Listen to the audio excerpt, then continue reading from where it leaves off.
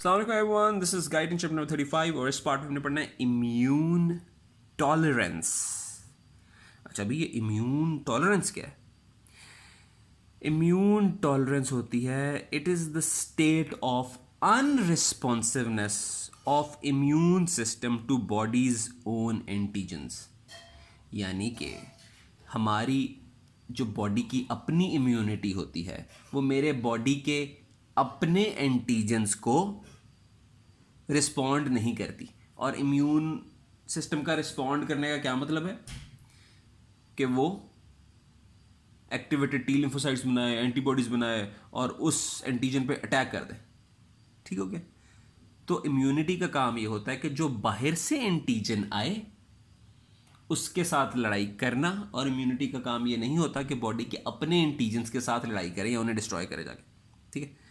तो ये जो टॉलरेंस अपने इम्यून सिस्टम ने जनरेट की हुई है फॉर सेल्फ एंटीजन्स, इसे हम कहते हैं इम्यून टॉलरेंस। ठीक है?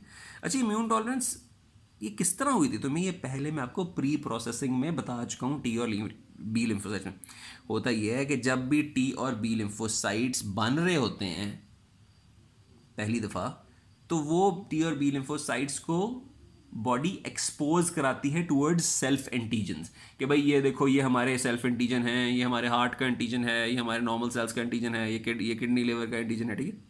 उनके साथ एक्सपोज कराती है। तो जो भी लिम्फोसाइट उनके साथ रिएक्ट कर जाते हैं तो बॉडी कहती है ऐसी की तैसी, ये अपने सेल्स के साथ ही रिएक्ट कर रहा है, चलो इसकी आगे प्रोडक्शन बंद कर दो, इसको नहीं हमने आगे बनाना। ठीक है?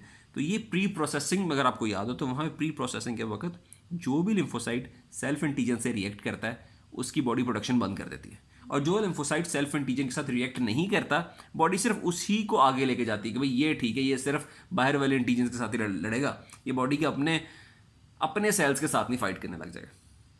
ठीक है? तो इस तरह इसको कहते हैं इम्यून टॉलरेंस। तो इम्यून टॉलरेंस को इतना पढ़ाने का क्या फ़ायदा?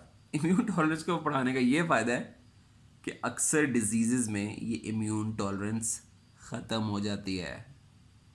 उप्स। और उन्हें हम कहते हैं auto immune disease. Auto immune disease का मतलब है कि अपनी इम्यूनिटी अपनी बॉडी पे ही अटैक कर गई है, बाहर से कोई चीज़ नहीं आई, यकदम अपने बी लिम्फोसाइट्स टी लिम्फोसाइट्स अपनी बॉडी के नॉर्मल सेल्स के साथ ही जाके फाइट करने लगे हैं, अटैक कर गए हैं हार्ट के सेल्स पे, किडनी के सेल्स पे। रूमेटिक फीवर में हार्ट के सेल्स पे अटैक कर देते हैं, ग्लोमेरुलनेफ्राइटिस पे किडनी के सेल्स पे अटैक कर देते हैं। माइस्थीनिया ग्रेविस में, व्हाट इज माइस्थीनिया ग्रेविस? आपके जो एसिटाइल कोलिन रिसेप्टर्स हैं उनका मसला होता है, इफ़ यू रिमेंबर। ठीक है? Then we have systemic lupus erythematosus, इसमें ढेर सारी चीज़ें आ जाती हैं। ठीक है?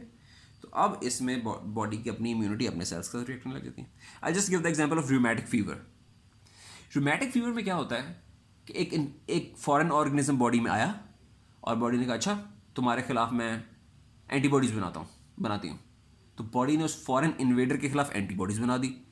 अच्छा, यहाँ तक तो काम बिल्कुल ठीक है कि भाई कोई फॉरेन इन्वेडर आया और बॉडी ने एंटीबॉडीज़ बना दी, तो बात तो बिल्कुल ठीक है। मगर ये जो एंटीबॉडी इस फॉरेन इन्वेडर के ख़िलाफ़ बनी है ना, यही एंटीबॉडी जाके आपके हार्ट पे अटैक कर देती है। हैं, ये क्या बात है? बनी तो वो फॉरेन इन्वेडर के खिलाफ थी, जाके अटैक कर देती हार्ट पे। ये इसलिए होता है कि जो बाहर से जो ऑर्गेनिज्म आया था ना, उसका एंटीजेनिक स्ट्रक्चर जो था वो हार्ट के जो एंटीजेनिक सेल्स, हार्ट के जो सेल्स के एंटीजेनिक स्ट्रक्चर है ना, उससे मिलता जुलता था। तो बॉडी ने एक एंटीबॉडी बनाई, वही जाके उसके साथ फाइट कर रहा है, वही जाके आपके हार्ट के साथ फाइट कर रहा है। ठीक है? तो इसे कहते हैं रोमैटिक फीवर। तो ऑटो इम्यून डिसऑर्डर वो हुए कि जिसमें कि immuno tolerance is loss, bodies own lymphocytes react with self antigens, and it's a big problem.